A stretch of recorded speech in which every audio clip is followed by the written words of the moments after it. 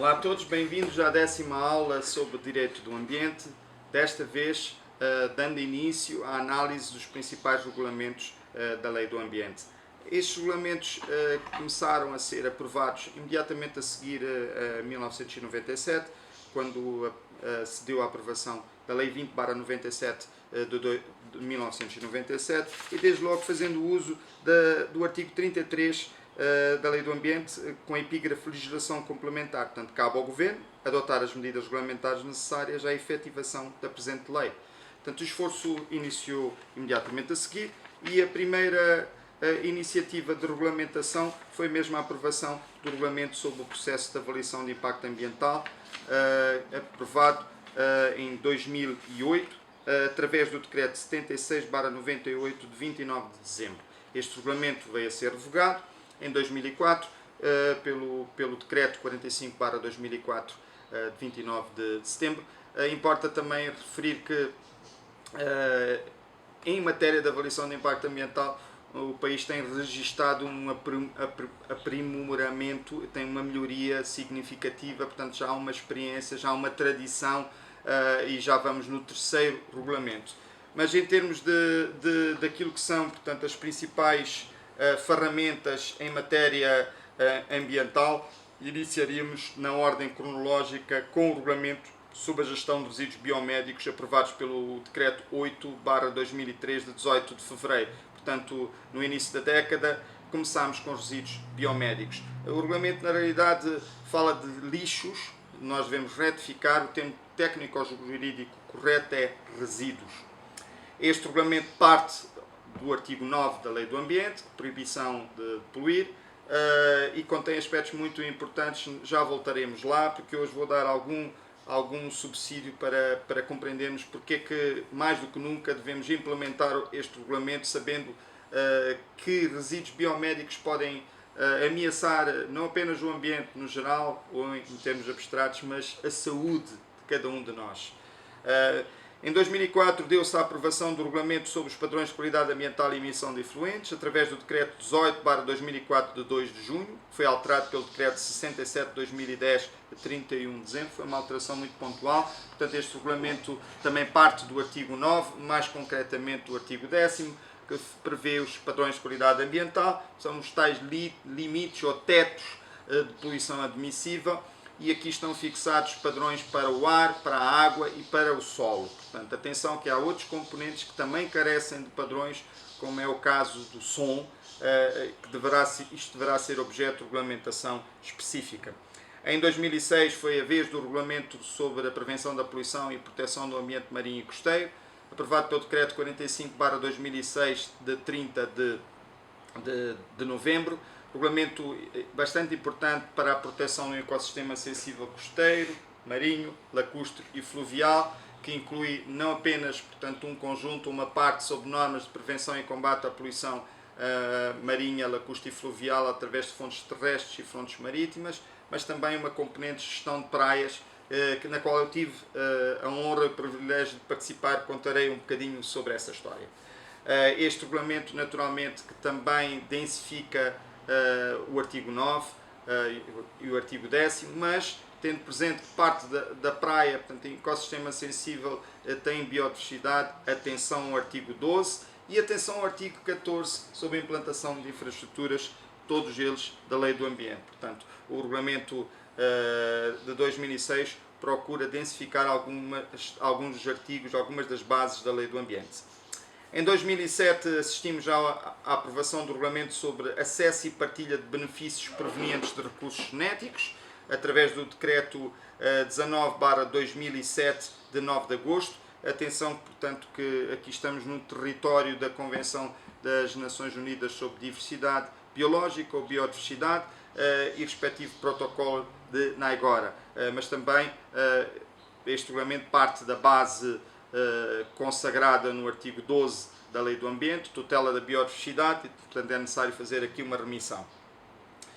Temos em 2008 o Regulamento sobre a Gestão de Substâncias que Destroem a Camada de Ozono, aprovado pelo Decreto 24/2008 de 1 de julho, e este decreto, portanto, mais concreto, este regulamento, ele procura densificar, portanto, a Convenção de Viena e o Protocolo de Montreal sobre substâncias que destroem a camada do ozono. Muito importante, o país deu um passo e temos uma ferramenta que pode fazer imensa diferença ainda no mesmo ano e com o mesmo período, mais ou menos o mesmo período histórico. Portanto, o regulamento sobre controle de espécies exóticas invasivas, aprovado pelo Decreto 25/2008, de 1 de julho.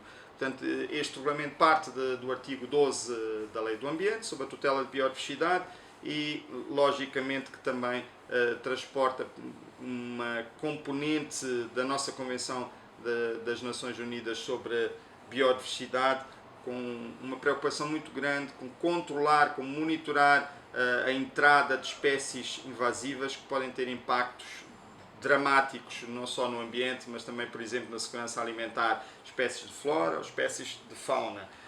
Em 2010 tivemos a aprovação do regulamento sobre banimento do amianto e seus derivados, através do decreto 55/2010 de 22 de novembro. O amianto é uma substância química muito perigosa para a saúde, que foi e continua a ser de alguma forma utilizada no setor de construção civil. Portanto, há aqui uma preocupação com banir por completo em Moçambique.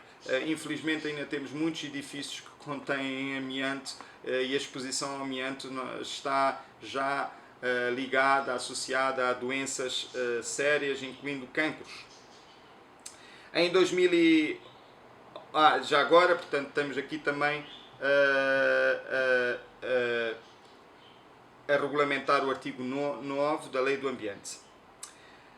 Em 2011 assistimos ao regulamento relativo ao processo de auditoria ambiental, aprovado pelo Decreto 25/2011 de 15 de junho. Portanto, estamos a partir do artigo 18 da Lei do Ambiente, é dali que sai uma remissão. Historicamente já houve um regulamento anterior, portanto este regulamento é o segundo a ser aprovado. Portanto, o primeiro tinha sido aprovado em 2003 e o regime jurídico da auditoria ambiental foi bastante melhorado, portanto foi significativamente fortalecido, prevendo inclusivamente a auditoria ambiental privada e a auditoria ambiental pública, facto que anteriormente não estava tão claro, tão consolidado. É importante referir que entramos num período que também foi bastante frutífero para a gestão de resíduos. Na fase final do quarto e último mandato do Ministério para a Coordenação da Ação Ambiental, nasceram 2 regulamentos a partir da separação ou da cisão de um regulamento que tinha sido aprovado em 2006. Em primeiro lugar, o regulamento sobre a gestão de resíduos perigosos, aprovado pelo Decreto 83/2014 de 31 de dezembro, e o regulamento sobre a gestão de resíduos sólidos urbanos, aprovado pelo Decreto 94/2014 de 31 de dezembro. Portanto, pela dimensão, pela imensidão, pela complexidade, pela natureza tão especial destas categorias de resíduos, quer dos resíduos perigosos, que já são um mundo, quer dos resíduos sólidos urbanos, portanto, entendeu-se que deveria haver abordagens de autonomização. E creio que foi a melhor opção, porque o regulamento anterior misturava, como se diz o ditado, alhos e bugalhos, e não se conseguia uma tutela efetiva. Estamos aqui também a partir do artigo 9 da Lei do Ambiente, e queria chamar a atenção para a necessidade destes regulamentos serem mais conhecidos, portanto, desde já uma recomendação, muito mais conhecidos. Portanto, infelizmente nos anos seguintes nós não usamos o tempo para os divulgar, e em especial este regulamento sobre a gestão de resíduos sólidos urbanos. Portanto, o seu conhecimento por parte das autarquias e por parte dos governos distritais faria enorme diferença num mundo em que os resíduos vão conquistando espaço aos seres humanos. Ainda no mesmo ano tivemos o regulamento sobre biossegurança relativa à gestão de organismos geneticamente modificados, OGMs, aprovados pelo Decreto 71/2014, 28 de novembro. Aqui procuramos, portanto, não apenas traduzir a cláusula da tutela de biodiversidade no domínio da prevenção da manipulação genética e possíveis impactos, mas também a Convenção das Nações Unidas sobre Biodiversidade e o Protocolo de Cartagena a esta Convenção. É uma área muito complexa e técnica e pouco conhecida, o senso comum pouco sabe, portanto, a maior parte de nós pouco sabe sobre os impactos dos OGMs. A maior parte de nós nem imagina que possam existir organismos geneticamente modificados na alimentação. Portanto, há aqui também necessidade de informar mais para que possamos nos situar e posicionar nas escolhas, por exemplo. Em 2015, já no primeiro ano do mandato do então criado Ministério da Terra, Ambiente e Desenvolvimento Rural, assistiu-se à aprovação do Regulamento sobre a Gestão e Controle do Saco de Plástico através do Decreto 16/2015 de 5 de agosto. Foi o primeiro ensaio para regulamentar o fabrico, a comercialização, o uso, o descarte do saco de plástico, um dos principais itens da poluição plástica. Há muito a dizer sobre esta matéria. E o Governo recentemente anunciou a intenção de banir por completo. Isto quer dizer que já pode ser um balanço no sentido de este regulamento em 2015 não ter efetivamente sido tão eficaz como se esperaria. Vamos ver. Logo a seguir tivemos então a aprovação do regulamento sobre o processo de avaliação de impacto ambiental através do Decreto 54/2015, 31 de dezembro, o terceiro da história, conforme vimos, com um reforço quantitativo e qualitativo deste regime, introduzindo já componentes muito importantes como contrabalanço de biodiversidade, como a resiliência às mudanças climáticas, como também as questões fatais, como também os megaprojetos e tantos outros assuntos inovadores aqui incluídos no terceiro regulamento sobre a avaliação de impacto ambiental da história do nosso país. Em 2017, aprovou-se o Regulamento sobre a Responsabilidade Alargada dos Produtores e Importadores de Embalagens, através do Decreto 79/2017, 28 de dezembro. Tive também o privilégio de ter participado no desenho de parte deste regulamento, portanto, trazendo para aqui a preocupação não só de implementar o artigo 9 da Lei do Ambiente, mas seguramente impor aos produtores e importadores de embalagens, tal como já estava previsto também no Regulamento sobre a Gestão de Resíduos Sólidos Urbanos, a responsabilidade, o ónus sobre a gestão dos resíduos pós-uso. Estes resíduos são hoje uma praga em todo o nosso território. Não falo apenas das embalagens de bebida, de plástico ou de vidro, mas todo tipo de embalagens, por exemplo, as embalagens de bolachas, as embalagens de chocolates, de chips e tantas outras, embalagens na área de eletrodomésticos. Portanto, isto é um assunto muito sério. Quando nós chamamos as empresas ao cumprimento deste princípio, estamos basicamente a falar também de uma abordagem de responsabilidade partilhada, porque é impensável deixar isto somente nos municípios e distritos, num mundo em que cada vez mais a embalagem conquista espaço e predomina em qualquer sistema de gestão de resíduos sólidos urbanos. 3 anos depois, ainda continuamos à espera que o regulamento seja implementado, constitui também um aspecto negativo. Veremos se agora em 2021 damos esse salto importante e finalmente passemos para a implementação.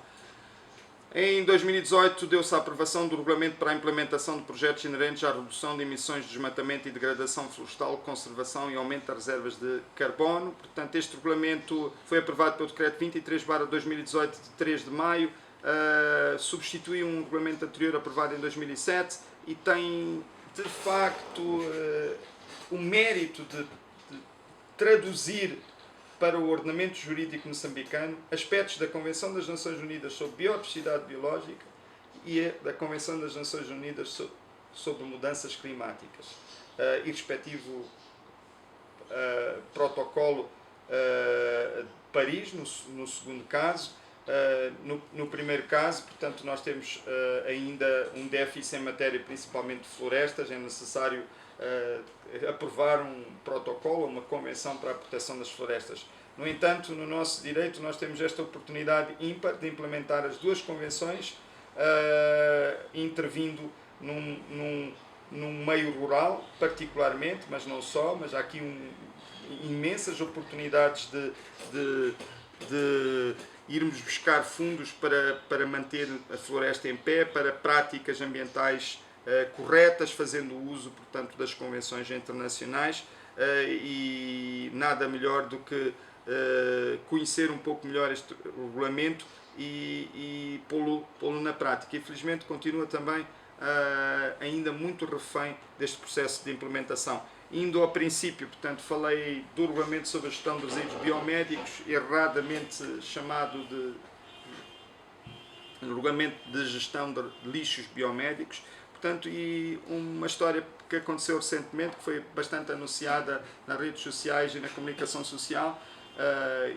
Fiz parte de um grupo de 4 pessoas que fez uma monitoria de praia na praia Rio de Janeiro, no município de Machixe, na província de Inhambane, e nós fomos lá basicamente compreender um bocadinho melhor porque é que aquela praia está sistematicamente suja. Então os nossos colegas do movimento do Dia Mundial da Limpeza em Machixe levaram-nos, e quando nós estávamos naquele processo de monitorar, e de facto havia muito resíduo espalhado pela praia, muito mesmo, é triste encontrar uma praia tão bonita naquele cenário. Nós deparámos com as primeiras seringas, eram 4 ou 5 seringas, portanto, e logo à partida a preocupação foi: mas de onde é que vêm estas seringas? Quem as veio aqui deixar?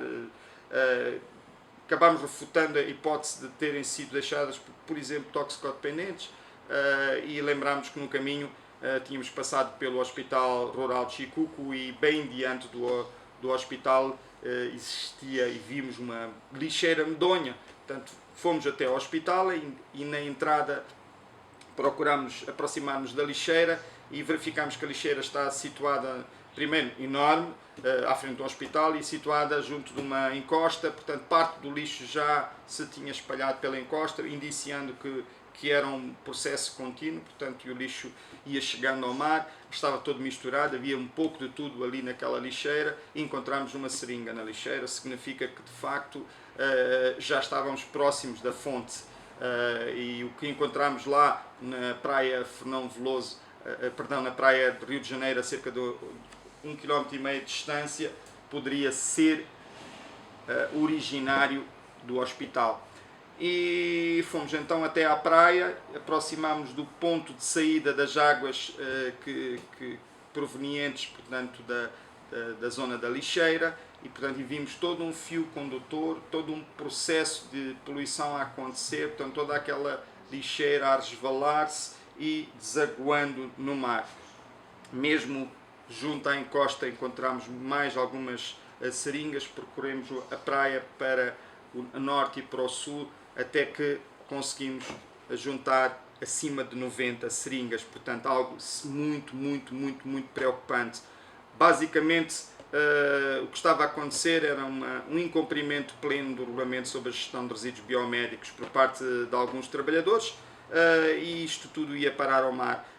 Falámos com algumas pessoas e as pessoas disseram que era uma prática que já tinha barbas brancas. Portanto, apanhámos não só seringas, mas também testes de HIV, embalagens de medicamentos e uma série de outras coisas medonhas. Felizmente houve uma ação imediata de limpeza de toda a região. Creio que as autoridades terão também agido sobre os funcionários prevaricadores, e espero que nunca mais aconteça nada similar, porque a gestão de resíduos biomédicos ou a falta da sua gestão põe em causa, em primeiro lugar, a saúde. Portanto, mais do que ambiente, a saúde. E nós podemos apanhar uma doença e, segundo as fontes, várias pessoas já tinham sido feridas com agulhas destas seringas ali descartadas. Em suma, por hoje é tudo. Na próxima aula nós continuaremos a fazer esta leitura ou esta análise dos principais regulamentos da Lei do Ambiente. Muito obrigado a todos. Até breve.